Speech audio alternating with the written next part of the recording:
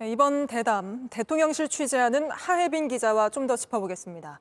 자, 하 기자, 어제 대담에서 다양한 주제가 다뤄지기는 했는데 민감한 현안에 대한 추가 질문, 그러니까 대통령의 답변에 따라서 한 걸음 더 들어가는 질문은 눈에 잘 안 띄었던 것 같습니다.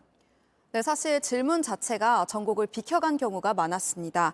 먼저 한동훈 국민의힘 비상대책위원장에 대한 질문 직접 들어보시죠. 대통령실로 초청해서 오찬을 하면서 이제 그 얘기는 수면 아래로 좀 내려갔는데 봉합된 거다. 2차전이 남아있다.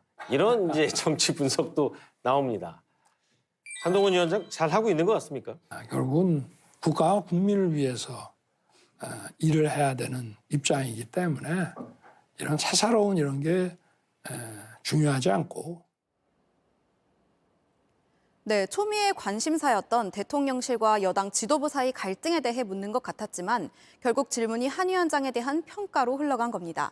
사실 질문이 이러면 윤석열 대통령으로서는 굳이 한 위원장과의 갈등설에 대해 입장을 밝힐 필요가 없어지게 됩니다. 앞서 말씀드린 대로 이 부분에 대한 KBS 앵커의 추가 질문도 없었습니다. 네, 통상의 기자회견이 진행됐다면 한동훈 위원장의 사퇴를 대통령실에서 요구한 바 있느냐와 같은 그런 질문들이 나왔을 것 같습니다. 뿐만 아니라 분명 다뤄졌어야 할 사안으로 보이는데 아예 질문 자체가 없던 경우도 있었죠.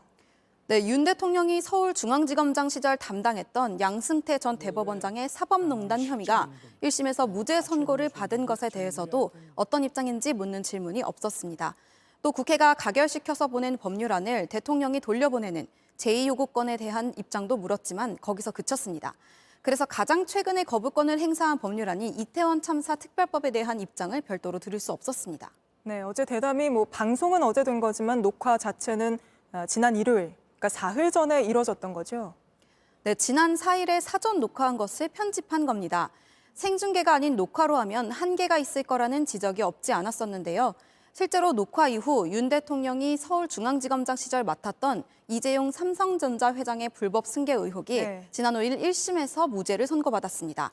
하지만 녹화 전에는 알 수 없었던 부분이라서 당연히 질문도 할 수 없었습니다.